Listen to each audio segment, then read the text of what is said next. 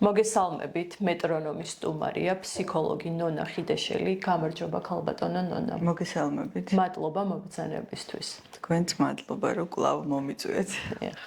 საკმაოდ საინტერესო გამოვიდა პირველი ინტერვიუ. დღევანდელ რეალობაში ადამიანები სულ უფრო ხშირად ცხოვრობენ უხილავი ფსიქოლოგიური ტვირთით. ბავშვობის გამოცდილებები, სტრესი, დაკარგვა და თანამედროვე ცხოვრების ტემპი კვლავ სწავლობს ჩვენს ფსიქიკაზე, რომელიც წლების შემდეგაც გავლენას ახდენს ჩვენს ემოციებსა და არჩევანზე. ბევრი ფსიქოლოგიური სირთულის უკან დგას ტრავმული გამოცდილება. ამავე დროს თანამედროვე სამყარომ შექმნა ადამიანის ფსიქიკაზე ერთ-ერთი ყველაზე მძლავრი ზეწოლის მექანიზმი ეს არის სოციალური ქსელები, მუდმივი შედარება, ინფორმაციული გადატვირთვა და იმის განცდა, რომ ყოველთვის რაღაცას უნდა ვამტკიცებდეთ და ვაკონტროლებდეთ. დღევანდელ ეპიზოდში ვისაუბრებთ ტრავმებზე, როგორ ყალიბდება ისინი, როგორ შეცვალა თანამედროვე სამყარომ ადამიანის ფსიქიკა და რატომ გახდა ერთ-ერთი ყველაზე რთული ამოცანა საკუთარ თავთან კავშირის შენარჩუნება. მოდით დავიწყოთ ტრავმების განსაზღვრით და შეიძლება თუ არა ტრავმა ისე ჩამოყალიბდეს, რომ ამ პროცესს ადამიანი ვერაცნობიერებდეს. ტრავმები უმეტესობად მას ეყალიბდება, რომ ვერაცნობიერებ, იმიტომ რომ მით უმეტეს თუ ბავშვობაში ყალიბდება, ბავშვობაში გაუცნობიერებლად ვცხოვრობთ. ტრავმა არის, მოდი ასე ვთქვათ, რაღაცა ფსიქიკური შინაარსის მატარებელი იდეა შენში, რომელმაც უკვე მიიღო ისეთი სიმყარე, რომ საზღვრავს შენს ხასიათს, შენს აღქმებს. სამყარო არის აღქმა. აი, წარმოგიდგენთ სიცარიელე, რომელიც დამოკიდებულია იმაზე, შენ როგორ აღიქვავ. აი, შენ როგორ ხედავ, ისეთია ზუსტად ცხოვრება, ხო, რატო ახლა ორი ადამიანი ერთ სივრცეში, ერთი ბედნიერი, ერთი უბედური. აი, ამას განსაზღვრავს უკვე ერთ-ერთი შემადგენელი ნაწილია ტრავმა. ყველაფერი ტრავმა არ არის, ხვდებით? არის კიდე როგორი იდეით ჩამოგიყალიბდა ცხოვრება. აი, კარგად თქვი, სოციალური ქსელების გავლენა. ახლა მე არ ვამბობ, რომ სოციალური ქსელი მარტო ცუდია, ძალიან ბევრი კარგი მოიტანა ინტერნეტმა და ძალიან განვითარდა და დაახლოვდა და სამყარო ძალიან გამოჩნდა და რაღაც ეს ილუზიები იმსხვრევა თითქოს, მაგრამ არის მეორე მხარე, ადამიანი გახდა დიდი ობიექტის ქვეშ რაღაცა მოსიარული არსება, შეიძლება ქუჩაში მიდიოდე ვიღაცამ ვიდეო გადაგიღოს, დადოს, ხო? ამ მხრივ დაუცველი ხარ. შემდეგ სოციალური ქსელი გახდა ერთგვარი დიქტატორი, განსაზღვრელი შენი გემოვნების ხასიათის ადრე შეიძლება ამას ჟურნალ-გაზეთები აკეთებდა. ძველ ეპოქაში უფრო რაღაცა ერთი, მაგალითად არისტოკრატიული წრე იკრიბებოდა და სულ ეს რაღაცა ჭორებში, იმაში შეფასებებში მუდმივად იყო რაღაცა, რომელიც საზღვრავდა ადამიანს, თუ ადამიანი იყო არაცნობიერი არსება. ასე რომ, ეხა უბრალოდ ძალიან მასიური გახდა, იმიტომ რომ სახში გაკაი, დილით ტელეფონს გახსნი და იცი ყველაფერი, ვის სახში რა მოხდა, ვის რაფერი კაბაეცვა, ვინ ავარიაში მოყვა და ვინ გათხოვდა, ვინ დაიბადა, ხო.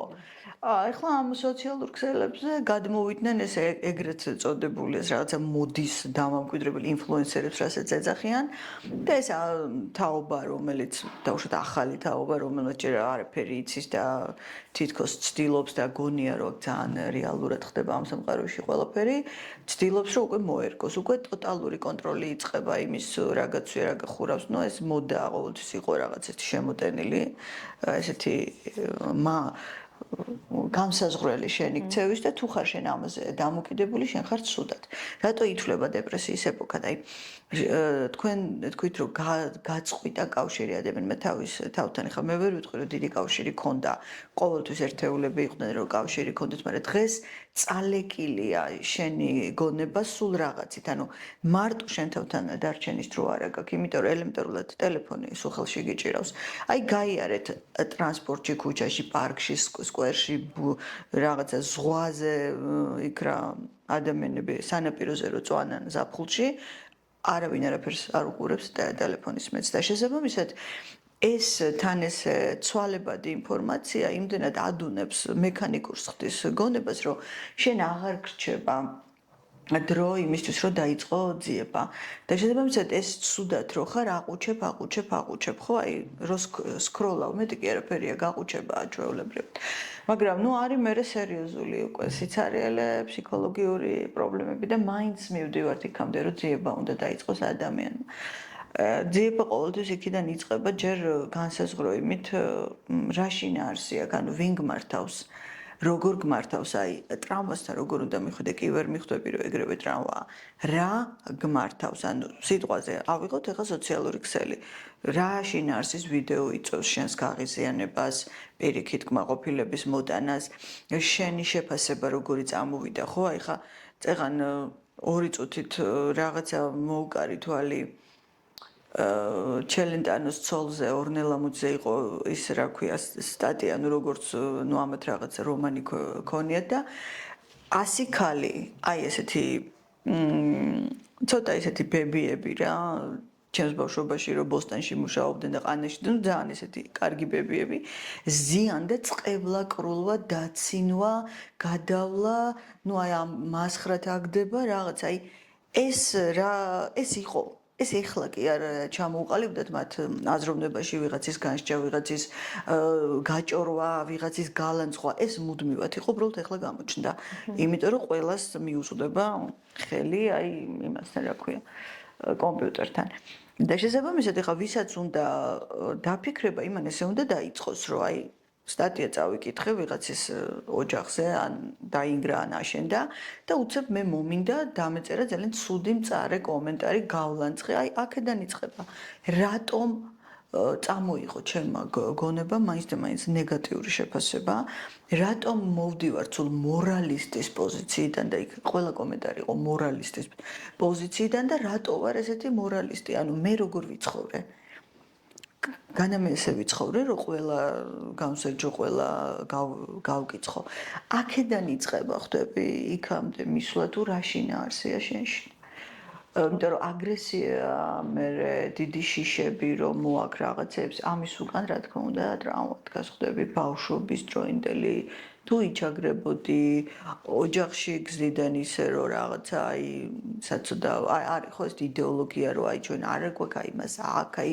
ის შენზე მუდამ გიყურებს იმიტომ რომ შენ არ გაქვს ამ დროს ბავშვი შეიძლება სულ ვერ აღიქვავდეს ესე მაგრამ დაყოფა იწყება ბავშვობიდან ყველაფერი არის ის ტყუილი რომელშიც ჩვენ როგორც კი შემოვდივართ ამ სამყაროში ვხვდებით ანუ ტყუილია ხო განათლების სისტემა ყველაფერში ტყუილია ჩვენ არავინ არ გვასწავლის რეალურად როგორია სამყარო მაგალითად ჩვენ მეც ბავშვობაში მეუბნებოდნენ რომ თუ კარგად ვისწავლიდი, კარგად მოვიქცეოდი, ყველაფერს მივაღწევდი ცხოვრებაში და მე უცებ დავამთავრე სკოლა 91 წელს და ყველაფერი დაინგრა. არავის არ მოუმზადები ვარ მე მაგისთვის, რომ აი ვარიანტი B, რომ უცებ რო აღმოჩნდა ისეთ ქვეყანაში, სადაც არჩენი სწავლა, არჩენი განათლება არავის არ ჭირდება და არავის არ ჭირდებოდა მაშინ ეგ ფორმალურად იყო ქვეყანა. ხო, აი მე ჩვენ ხო ვამბობთ რომ ერთი ცხოვრება გვაქვს. აი ჩემი ერთი ცხოვრებამ გაიარა 90-იანის ახალგაზრდობამ ხვდები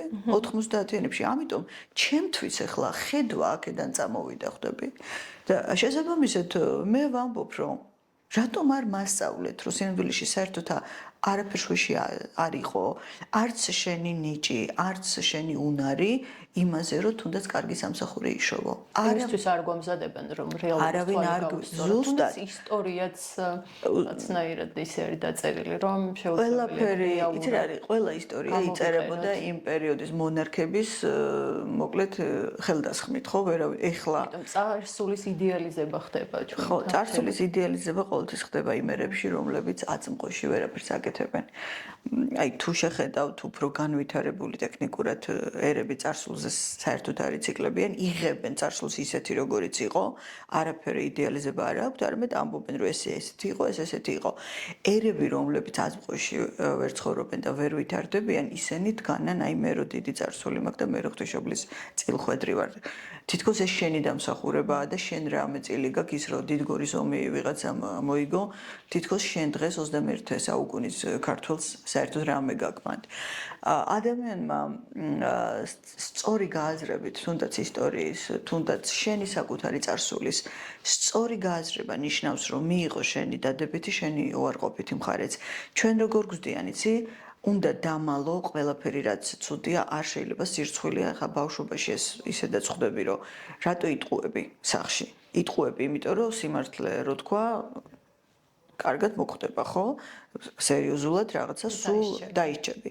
მაგიტომ იტყვები, მოდიხარ, ვერ ამბობ იქ რო პრობლემა გქონდა და აი ესე ყალიბდება ნელ-ნელა.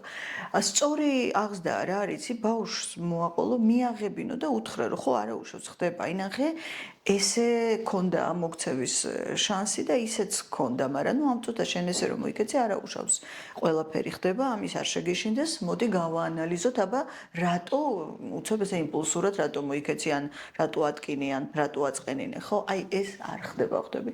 სულ გადაფარვა ხდება, მშობელს ეწყება ისტერიკა თუ გაიგო რომ ბავშვს ან არასწორად მოიქცა, არ ისწავლა, ვერ ისწავლა, დაბალი ნიშანი მიიღო. საუბარი კი არ მიდის ბავშვთან რომ რატო, როგორ, რა გიჭირს, არა. მიდის დაჩაგვრა, დაბულინგება და მე აქედან იწყება ჩრდილის ჩამოყალიბება, რასაც ჩვენ არქეტიპს ვეძახით, ხო? ჩრდილი, რომელიც ივსება და რაც უფრო უმციკლოა პერსონა, იცოდეთ რომ უფრო დიდია ჩრდილი. იმიტომ რომ არ არსებობს მოცემულ ფსიქიკაში სრულყოფილი ან სრულფასოვანად კარგი ადამიანი. იცოდეთ რომ იქ მთელი დემონები არის დაძინებულ მდგომარეობაში და ის აუცილებლად გადმოვა. ფსიქიკური პრობლემები როდის იწყება, იცი? ხო, ფსიქიკური პრობლემები როდის იწყება, იცი, როცა ეს ჩრდილი ეს შენი დემონები იღვიძებენ და ცდილობენ შემოიჭრნან ფსიქიკაში, მაგრამ შენი მტერი კი არ არის იქ ვინმე, შენი ნაწილია, ის რაც შენს ფსიქიკაშია, შენია. ყველაფერი შენია.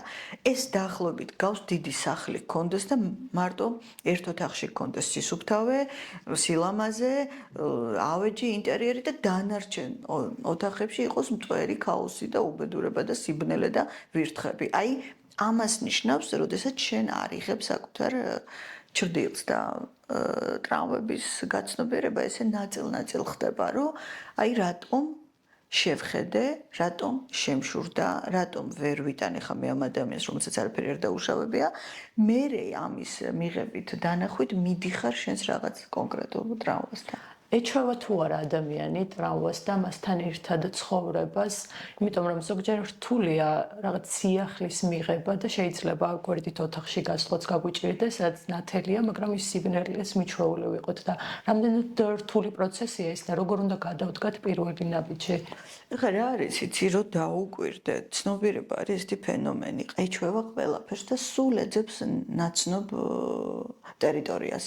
სულ ეძებს რაღაც კომფორტულ ზონას და ცვლილება არ მოვიდეს, მაგრამ ცხადყოფს ეს აი ფსიქოლოგია არის დისციპლინა, რომელიც სწავლობს ამ რაღაც უხილავ ფენომენს, ხო, რაც არის გონება და ეს ცხადყოფს, რომ თუ არ გადახვედი უცხო ტერიტორიაზე, იმიტომ რომ ეს უცხო ტერიტორია სინამდვილეში შენი არა ცნობიერია, შენი აი ეს წეღარო თქვი სახლი, სხვა ოთახი, რომელშიც ბნელა. ანუ თუ არ შეხვედი, იმას არავინ არ დაგილაგებს, შენს სახლს არავინ არ დაალაგებს შენს გარდა და სახლი რატოა იცი სიმბოლური კიდეთიკა? სიზმრებში, როდესაც ადამიანის სახლს ნახულობს, აი როდესაც იუნგიანური ახსნა რო ვთქვა, სახლი არის ყოველთვის შენი გონება. და როდესაც რამე ისეთ სიზმარს ხედავ, რომ სახლში მიდის რაღაცა სიუჟეტი, რაღაცა кейსი, აი შენ რა როლი გაქვს, ეგ არის შენი როლი გონებაში. ყოველთვის არ ცნობიერი ხო ხშირად ეს ესაუბრება სიმბოლოებით ადამიანს სახლს ყოველთვის იყენებს აი ამ გონების რაღაცა სიმბოლოდ და შესაბამისად ეს უნდა გაიგო, რომ თუ შენ არ შეხვედი ამ უცხო ტერიტორიაზე, ანუ შენს არაცნობიერის ანარეკლია მთელი სამყარო, ეს არის სარკე, სადაც იხედები და გახედებს საკუთარ თავში, იმიტომ რომ მარტო ხარ შენ, ეს რაზე ეფუძნება ამ აღმოსავლეთ საქეს განსაზღვრება, რას ეფუძნება იცი ეს? შენ რომ მოკვდავი ხარ ამას, შენ რომ უკვდავი იყო და აი ამ სამყაროში მუდმივად იყო, ეს სამყარო იქნებოდა რეალური. მაგრამ რადგანაც შენ სადღაც მთავრდები და რჩები მარტო შინაგანი განცდა, აი რაც რჩება მარადიულად, ეგ შეიძლება ჩაითვალოს რეალობად. აი ამაზე დგას აღმოსავლეთის ეს განსაზღვრება, რასაც აი ქრისტიანობაში სულს უწოდებენ, ეს არის აი აღმოსავლეთის ფსიქე რა, მთლიანად, აი ადამიანის ცნობიერის მოცემულობა უკვე ფსიქოლოგიაში. და შესაბამისად თუ არ გადახვედი ამ ტერიტორიაში, ნუ აი ამ ერთ ოთახში რამდენი უნდა ალაგო.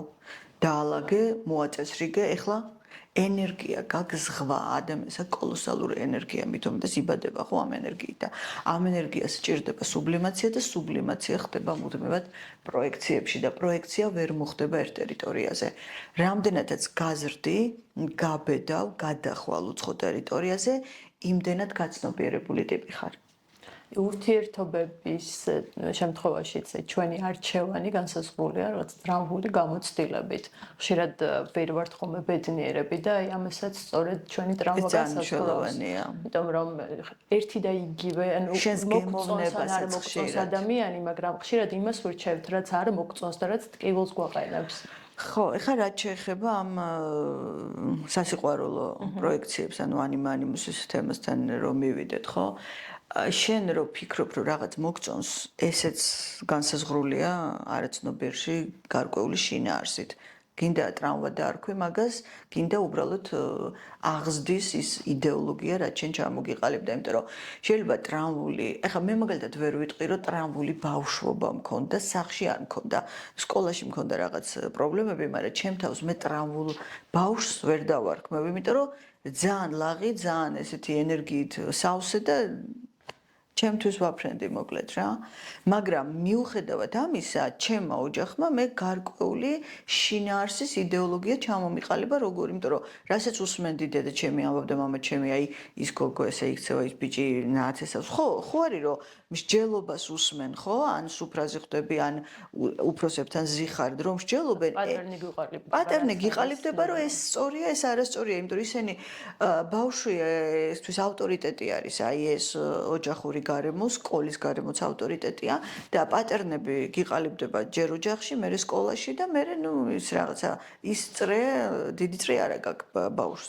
რასაც გაყურებინებენ, იმას უყურებ. ეს უკვე ზრდასრულობაში გაქვს უფლება რომ მოშორდე, წახვიდე სრულიად ახალ ტერიტორიებზე, მაგრამ პატერნები ბავშვობაში ყალიბდება.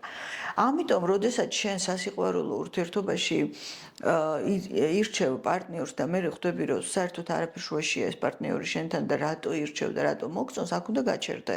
და დაიწყო მაგ პატერნების დანახვა, რომ რატომ ჩათვალა შენმა გონებამ, აი განსაკუთრებით ქორწინებაში, როდესაც აი მამაკაცებს ვესაუბრები მე ხარ როგორც ინდივიდუალურად, აქვთ ძალიან ისეთი მოცემულობა, როგორ უნდა იყოს ცოლი.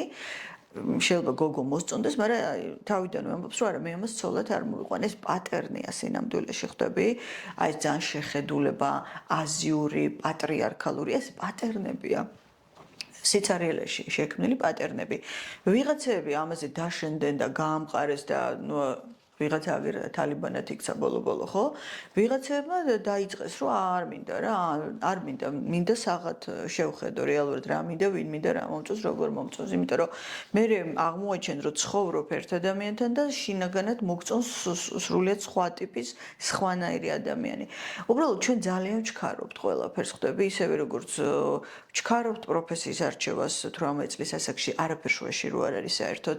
ვჩქარობთ მე პარტნიორულ ურთიერთობებს და იმიტომ რომ აქაც ჩვენ არ გვაცდიან გაგებას, ჩვენ მუდმივად თავს გვახვევენ იდეას, რომ უნდა მოასწრო, რას ქვია, აბა, გაჯობა ყველა მხედა, ბიშველი როდის უნდა გაჩინო, როდის უნდა გათხოვდე, როდის უნდა ისწავლო პროფესია და ამ დოხში ჩართული ადამიანი არის დასტრესილი, დაპატარებული, კუთხეში მიმდგარი, უბრალოდ ხდება, რომ გარბის, მაგრამ სად გარბის და რატო არ იცის და რაც უფრო შორს გარბის, უფრო ხდება, რომ ეზიზღება იქ რასაც აკეთებს და იმიტომ რომ მისი არ არის. და ძალიან ძლიერი უნდა იყოს, რომ შეძლო ჩახსნა, იმიტომ რომ ჩახსნა ისეთი ღრმა ემოციები ყალიბდება ოჯახთან, ნათესაობასთან, იმასთან, ხა მაქვს მე ესეთი ინდივიდუალური შემთხვევები, რომ ადამიანი მარტო იმიტომ არის, ცუდად რომ არ დააცადეს, თუნდაც სკოლა რომ დაამთავრა, 2 წელი ეფიქრა.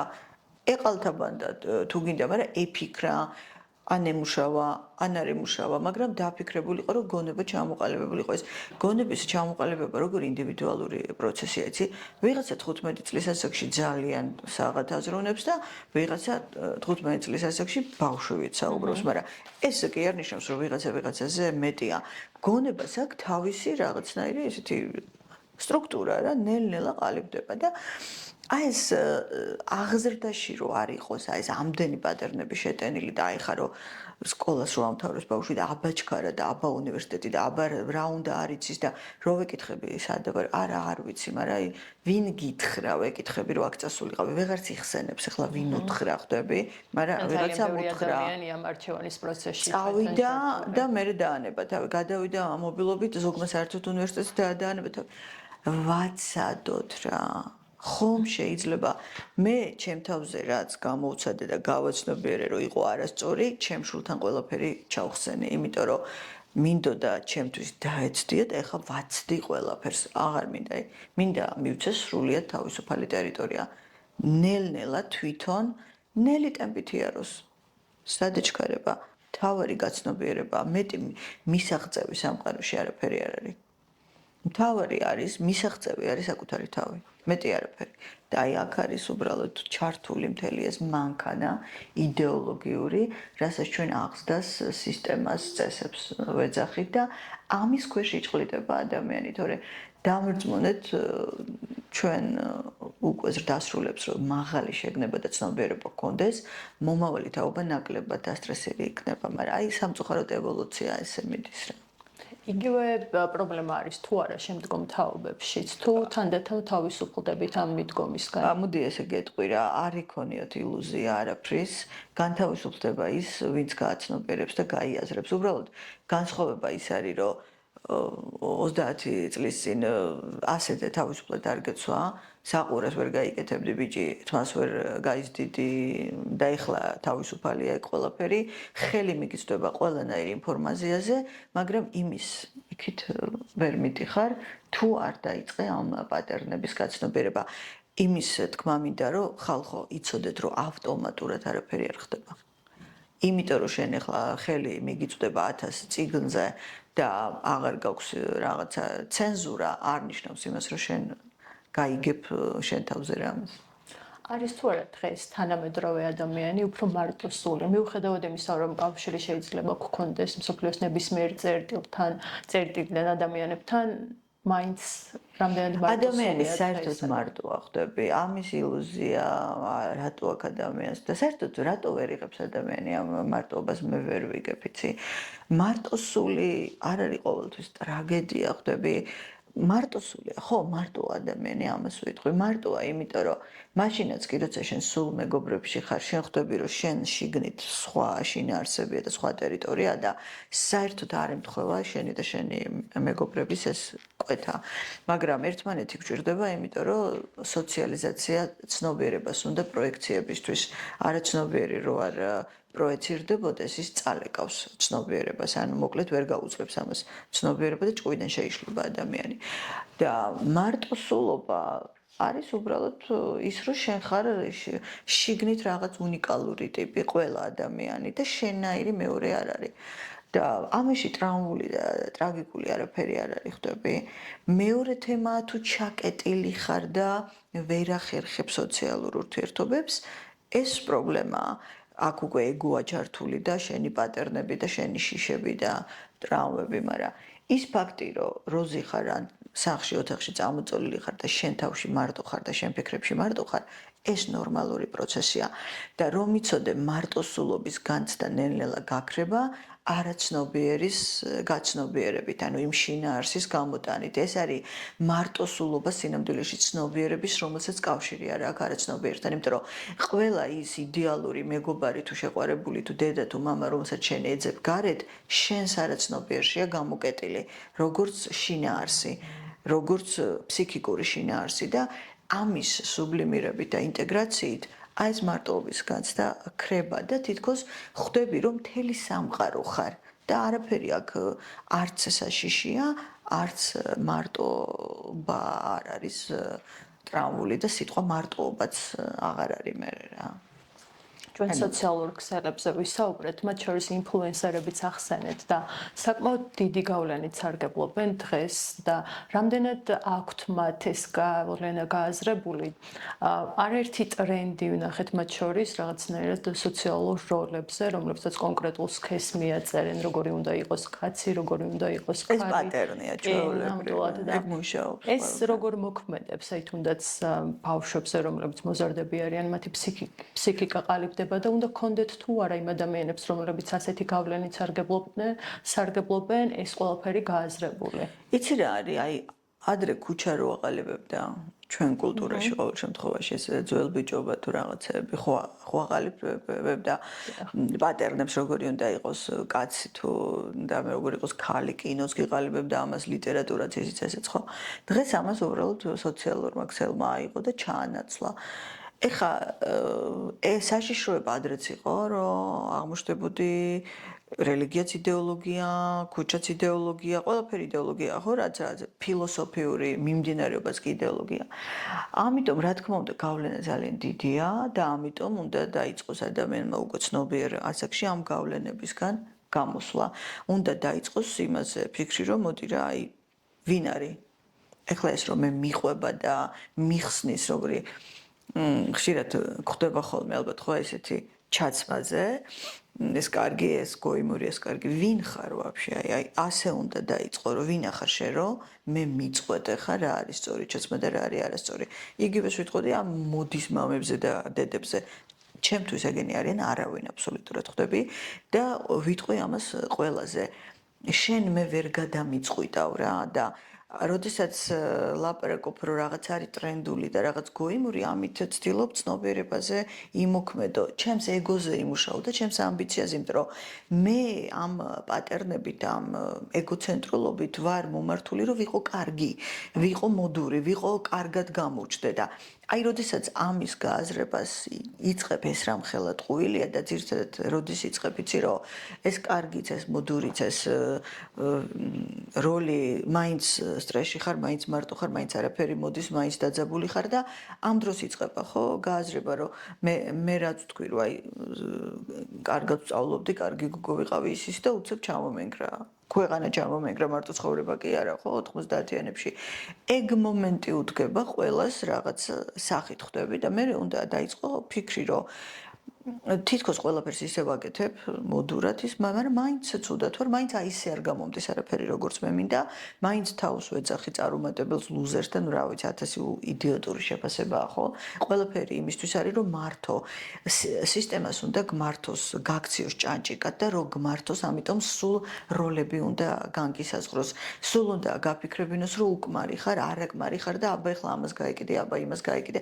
თანამედროვე სამყაროც ესეთი არ არის დასაქმებაში, აბა არავინ არ დაინდო, იარე წინ ხა ამერიკაში ერთი ბიჭის მიყვება რომ აი როგორი ტემპია იცი თუ შენ სხვას არ გადაუარე, შენ არავინ არ ხარ რა, ვერ დაიმკვიდრებ და ამ გადავლაში ნუ გავიდა ცხოვრება ხანი შენ გადაუარე, ხანი იმან გადაგიერა და ბოლოს შეკითხვა გჭირდებოდა საერთოდ ეს ყველაფერი რისთვის აკეთებ ამ ყველაფერს.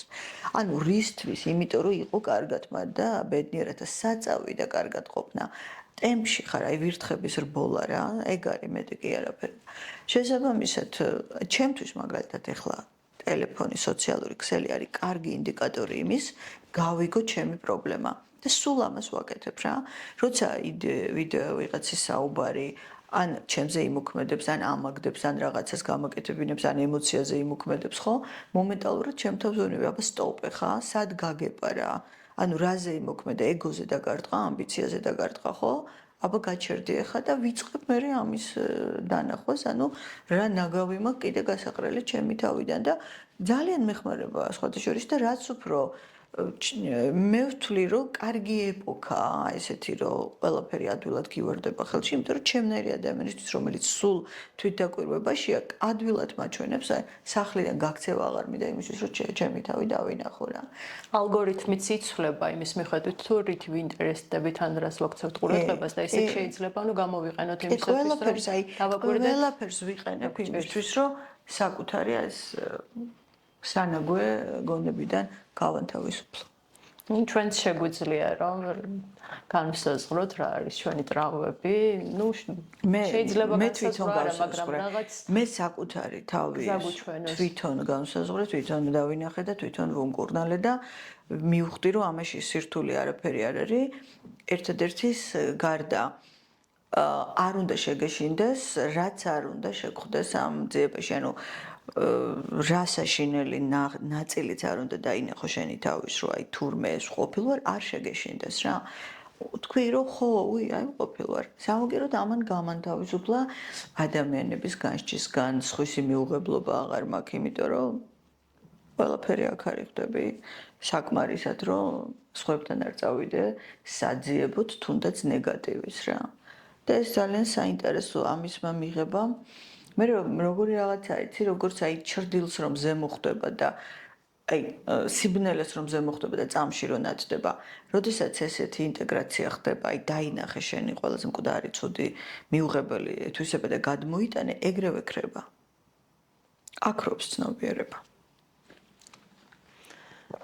თქვენ წინა ინტერვიუს დროს თქვით რომ ერთია როდესაც იცოდე გზა და მეორეა გზაზე სიარული და პირველი ნაბიჯი რომელიც შეიძლება გადავიდეთ რატო აქვს ეგ პრობლემა რომ პრობლემა არის ჩვენში ხო აი მე მივხვდი ხო მუშაობ ადამიანებთან მივხვდი ვინც ვერ დადის გზაზე რატო ვერ დადის აი ბევრს რომ ნუ ძალიან ბევრს კითხულობენ დღეს თეორიები ბლა ბლა ბლა მოკლედ ყველა დღეს მასწავლებელია ყველა გურუა ყველა მიცის განსხილოსნებისკენ როგორ უნდა ერო სიგიჟეს ეპოქა გვაქვს მაგრამ არა უშავს გაძლევს ამის საშუალებას შენი ლაივი რომ გამოხვიდე და იჩერჩეტო რაღაცა. რა არის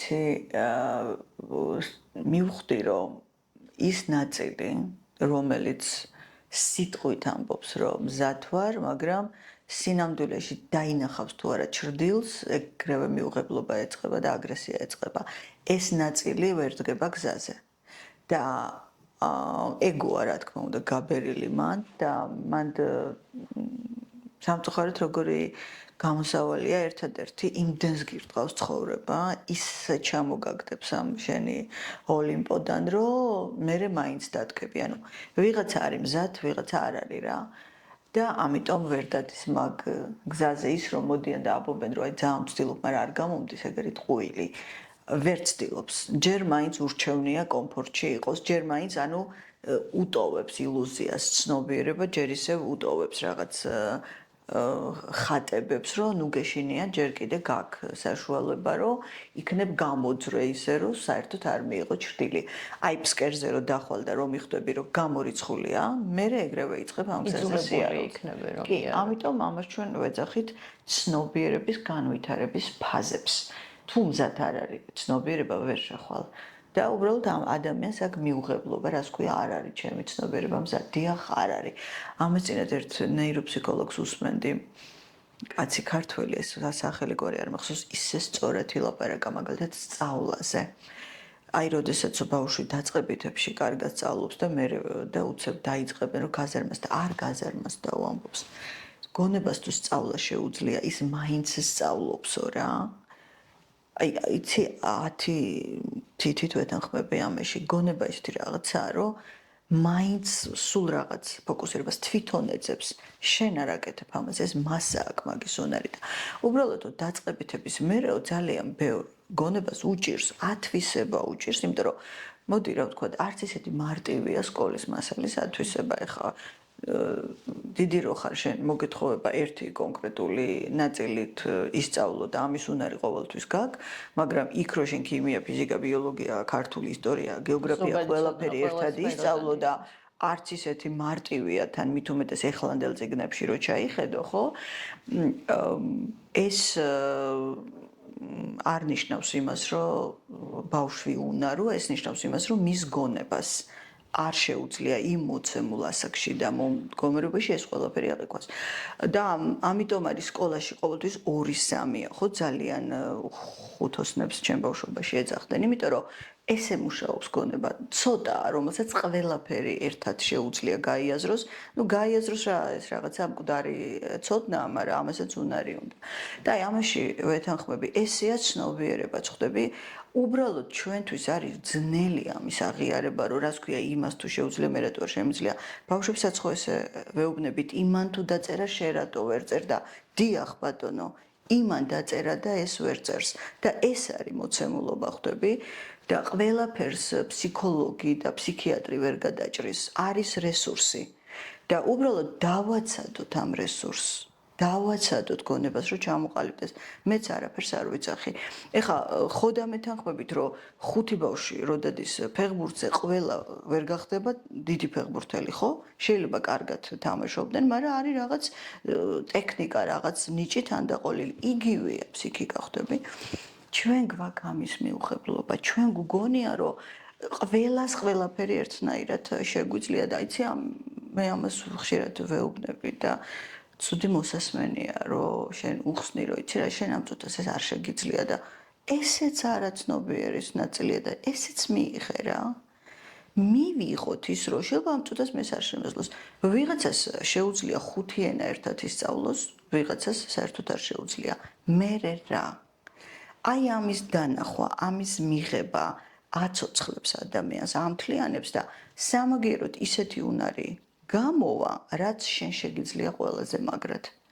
აი ამ მიღებაში და დაკვირვებაში შენ ნამდვილად შეგიძლია შენი გზა იპოვა.